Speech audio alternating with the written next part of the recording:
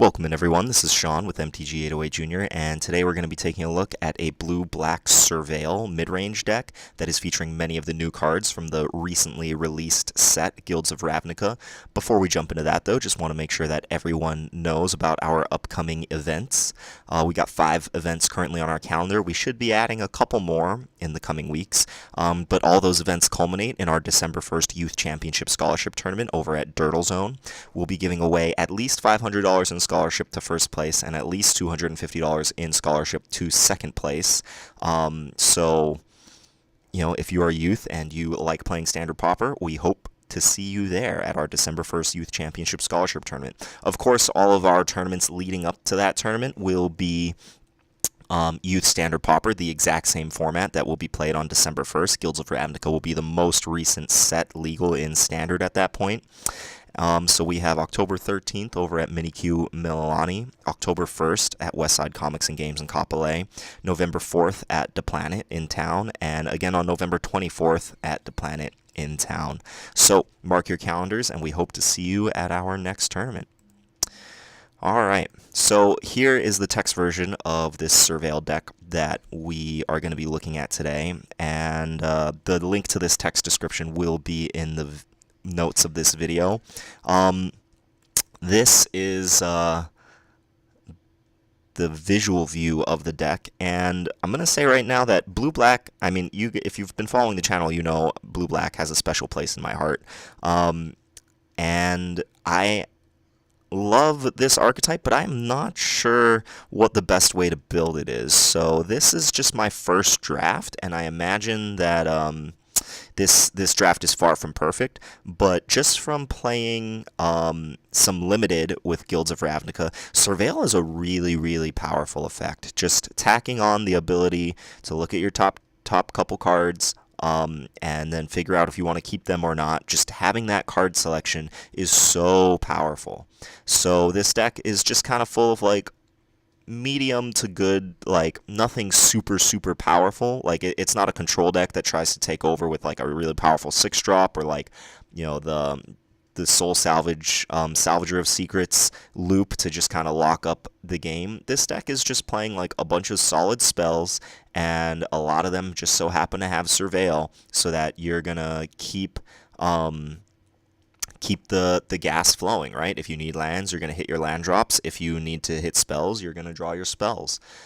So yeah, I really like the looks of this deck. So let's start with probably the centerpiece of the deck, Darkblade Agent. 1 blue, 1 black, 1 colorless for a 2/3 human assassin. As long as you surveilled this turn, Darkblade Agent has Death Touch, and whenever this creature deals combat damage to a player, you draw a card. So this is kind of like our payoff for having a bunch of Surveil cards in the deck. And at first, I was skeptical if this mid-range deck would be worth playing, because there was only one Surveil payoff, but Surveil is such a powerful effect that it's kind of a payoff in and of itself, and this guy is just gravy. So we have a great 3-drop, giving it Death Touch. Having 3 toughness on a Death Toucher or a potential Death Toucher is great, and then if it does connect with your opponent, right, they don't want to block it with any of their creatures. If it does connect with your opponent and you have Surveilled, then you will get to draw a card. So this guy is a potential source of card advantage. So this guy is just great.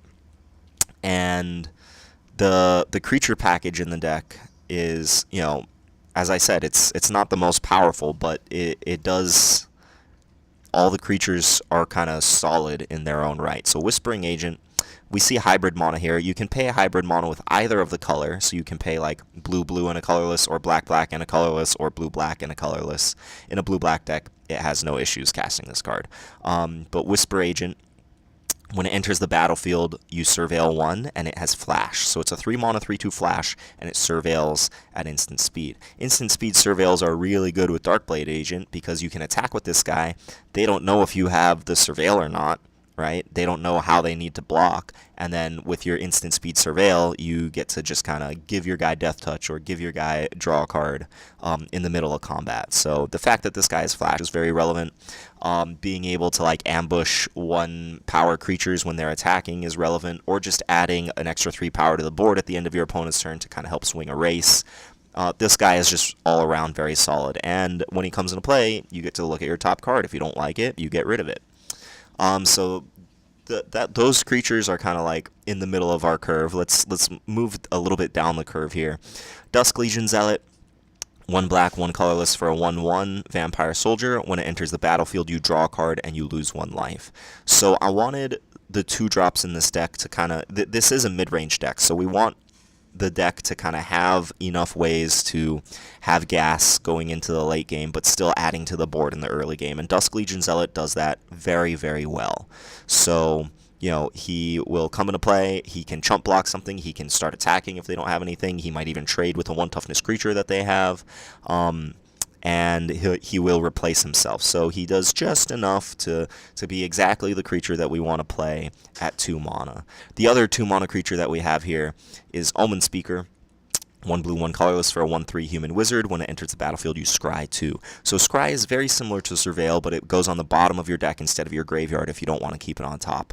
And while scry will not trigger Darkblade Agent, it's still a really good effect that plays exactly into the deck's game plan of having solid creatures, solid spells, and just a ton of smoothing to help make sure everything goes as consistently as possible. So it's a 2 mana 1/3, so it's got a little bit bigger of a butt than Dusk Legion Zealot. I'm only playing 3 because Dusk Legion Zealot actually draws a card where Omen Speaker does not provide card advantage. But I think these are our best 2-drop options. I was considering for a while having Burglar Rat in the main deck. 1 black, 1 colorless for a 1/1 rat. When it enters the battlefield, each opponent discards a card. It's similar to Dusk Legion Zealot, but you know, if they don't have any cards in their hand, then this guy does not get a card when it comes into play. So I'd much rather have this guy in the sideboard. But those are our 2-drops. Again, we're not really worried about the size of our creatures. We're not trying to be an aggro deck here. We are trying to kind of win the game of attrition, and these 2-drops are really perfect for that. Speaking of winning the game of attrition, so Hired Poisoner, another addition to the blue-black library from Guilds of Ravnica. 1 black for a 1/1 human assassin with Death Touch. So, you know, this guy, he's going to trade with whatever he's in combat with, or he's going to start pecking away at them for 1. So, you know, that's pretty good for a 1 mana creature. As I said, we don't want our cards to be like, or this deck puts to use cards that are very solid, even though they aren't very high in power level. So Hired Poisoner isn't necessarily going to be winning you the game, but it's always going to be doing something very solid, whether it's trading with their creature or just keeping their best creature from attacking you, whatever the case may be. Hired Poisoner, very, very solid card. Moving up the curve here, we have a Gravedigger. A lot of people who don't play by our rules of Standard Pauper know that Gravedigger is not legal, especially if MTG Arena brings back the Standard Pauper format. They only allow commons if they are printed as a common in Standard. In our youth tournaments, we allow uncommons as long as they were ever printed as a common in any set, and they are Standard legal. So Gravedigger is an M19. It is an uncommon in M19. However, it was a common many, many times before that, so it is legal in our tournaments. If you do not play by those rules, I would suggest you play what is that guy? The Direfleet Interloper. The 4 mana... Where is he? This guy. Direfleet Interloper. 4 mana, 2/2 menace. When it enters the battlefield, it explores. So... it's similar. Explore is very similar to Surveil in the sense that it gives you the card selection that you want. Sometimes it might even draw you a land. Because this deck has so much card selection, sometimes it does get very mana hungry. So putting the land directly into your hand would be very solid. So this guy is like a pretty good creature. That kind of fits in exactly with the deck's game plan. Gravedigger, though, is just much more powerful, so if you are playing in our tournaments using the rules that we use, I would highly recommend Gravedigger in this slot. 4 mana, 2/2. When it enters the battlefield, you may return target creature card from your graveyard to your hand. right? You probably, if you played Hired Poisoner on turn 1, you probably traded it with their 1 or 2 drop really early. Being able to get it back with Gravedigger is very solid. Also, Darkblade Agent has a huge target on its head for removal, so it's likely that this guy gets killed. Getting it back with Gravedigger is very good. Also, Dusk Legion Zealot draws you a card when it comes into play, so getting it back with Gravedigger means you get the body and you get to draw an additional card. So Gravedigger is just all around very, very solid. The last creature here at the top of our curve is Watcher in the Mist. I'm not sure. We'll see how good this guy is. Like, I have a feeling that he's going to be very good because Surveil is going to trigger Darkblade Agent. The control version of Blue-Black was playing Windgrace Acolyte on the 5 mana slot because it could gain you life, and because that deck was very much about filling its graveyard, stabilizing the game, whereas this deck is much more about just trying to overwhelm your opponent with card advantage, card selection, and then take them out. So this guy is a little more durable than Windgrace Acolyte. 2 blue, 3 colorless for a 3/4 spirit with flying. When it enters the battlefield, you Surveil 2. So Surveil will trigger this guy. It will give you some card selection to keep the gas flowing. And, it's got a very solid body to sit here at the top of your curve. So that's the creature package. As I said, this is kind of like a value deck, but it's a mid-range value deck. It's not trying to get to like turn 9, 10, 11, 12 and win the game then. This deck is trying to, take over the tempo of the game around turn 4 or 5, and then kind of snowball it from there. So the spells that we're playing to kind of help with that game plan are what we'll look at next. Okay, so we'll start here at the bottom of the curve. Dazzling Light. I did not originally include this card in my set review for Guilds of Ravnica. I did not think this card would be very good, but after playing with it in Limited many times, I have been very impressed by this card. 1 blue, instant, target creature gets -3/-0 until end of turn, and you Surveil 2. So you get to look at your top 2 cards. That's a lot of card selection for a 1 mana instant. Being able to Surveil at instant speed goes very well with Darkblade Agent, and giving a creature -3/-0 also goes very good with Darkblade Agent or Hired Poisoner, right? They attack their 3-powered creature into your Death Toucher thinking they're going to trade, and then all of a sudden they lose their creature and you get to Surveil 2 with Dazzling Light. So I've been very happy with Dazzling Light. It plays very well with Darkblade Agent, and this deck needed more cheap interaction, and I think Dazzling Light is exactly what the deck wants.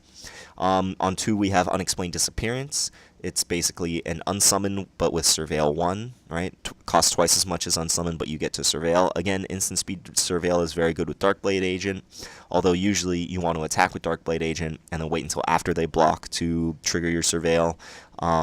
Unexplained Disappearance, you probably want to get their blocker out of their way and then Surveil, so it can be a little awkward at times, but Unexplained Disappearance is very good, does exactly what the deck wants to do, right? Buys you some time, gives you some card selection, might trigger Darkblade Agent.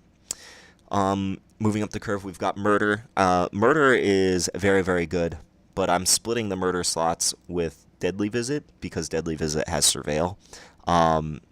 Again, just being able to have that card selection on your removal, I think it's worth it to play the slightly more clunky card. It might not be. Murder is just very good. But the deck is so choked on 3s, I didn't think having 2 more 3s in this slot would be all that useful, so I figured play the more expensive spell with a slightly higher impact, and we'll see how that goes. That might be one of the things that changes after we get some reps in with the deck. Notion Rain, again, the deck is kind of choked on 3s, right? Because our best creatures cost 3. So Notion Rain, 1 blue, 1 black, 1 colorless, sorcery, Surveil 2, then draw 2 cards. Notion Rain deals 2 damage to you. If anybody remembers Read the Bones in Standard from a few years ago, it was an all-star card drawing spell. Notion Rain is very similar, except that it surveils instead of scries, and it is a gold card. So Notion Rain is great. I don't think you want too many because dealing 2 damage to yourself is a real cost. But having this amount of card selection paired with card advantage is just very good. And it surveils, which will trigger Darkblade Agent. So 2 Notion Rains. And then the last spell that we have here is Artful Takedown. This spell is very interesting, right? It is very good. -2, -4 will kill almost any creature in the format, and then being able to tap an additional creature gives this deck a little bit of tempo, right? It's a mid-range deck, so you are going to be, playing a little bit to the board, and then once you get the upper hand, then you can just shift the tempo and start going aggressive. Artful Takedown is very good at that, right? If you're on your back foot, you kill a creature and tap their attacker. If you are on the offensive, you kill a creature and then tap a blocker to kind of help Darkblade Agent push damage through. So it does cost 4, which is kind of expensive, but I think it is very versatile. Could very well see playing more copies. So that's the deck. We're playing 22 lands. We are playing some 5-drops, so I did want 22 lands, but Surveil is just such a great mechanic at smoothing things out. I don't think we need more than 22 lands. I might even go to a little less than 22 lands because our 2-drops are so good at smoothing, and then all the Surveil cards in the deck just kind of help the game plan of the deck play out smoothly. So here on the board, we have some cards for aggro, Fungal Infection, Moment of Craving, Mephitic Vapors. All these cards are very good against fast decks. If our opponent is playing a super fast deck, we don't want Unexplained Disappearance. We want hard removal, right? We probably don't want Deadly Visit against a deck full of 1 and 2 mana creatures, so we want more efficient removal in that slot. It is possible that some of these cards should just be in the main deck. Like Fungal Infection could very well replace Dazzling Light. Moment of Craving could replace Deadly Visit or whatever, or Unexplained Disappearance. But I do think that Surveil is powerful enough that playing the slightly weaker cards that give you selection is going to be worth it, right? Having that consistency to just consistently win games, I think, is worth prioritizing here. But we do want the more hard removal in the board. Mephitic Vapors, we'll see how good this is. If there is a token deck that catches on, we might want more copies of this in the board. Surveiling 2 is a lot. I'm only playing 1 in the board right now because we are playing a couple of 1 toughness creatures ourselves. So, it is a little bit of a non-bow with some of the cards in the deck. Burglar Rat and Cancel are both very good against control, right? Cancel, you want to be able to break up their loop, so countering their Salvager of Secrets or their Soul Salvage or their Gitu Chronicler. Cancel is kind of your catch-all for that. And then Burglar Rat is, just a nice way to add to the board. Pressure their hand, which is where they're trying to establish dominance with the card advantage, but Burglar Rat fights them on that axis, and then it's a creature that you can get back with Gravedigger. And then Notion Rain and Gravedigger are both very good against some of the slower decks, right? If you're in a mid-range matchup, you just want to have more card advantage in your deck. Notion Rain and Gravedigger are great for that. So yeah, this is the first draft of Blue-Black Midrange.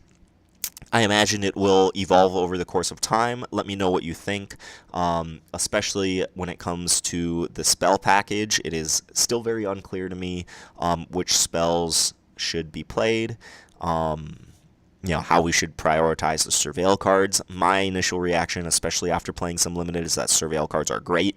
But, let me know what you think. Would love to hear your comments in the comment section below. All right. Thank you for stopping by. Please consider becoming a Patreon subscriber if you enjoy our content. Of course, just watching our content, hitting that like button, subscribing to the channel is a great way to support us. But if you want to go a little further, support Youth Magic here on Oahu, make our scholarship championship tournaments a real possibility, please consider becoming a Patreon subscriber. We wouldn't be able to do what we do without the support of our lovely patrons. So please check it out, stop on by, and thanks for tuning in. I will catch you later. Peace.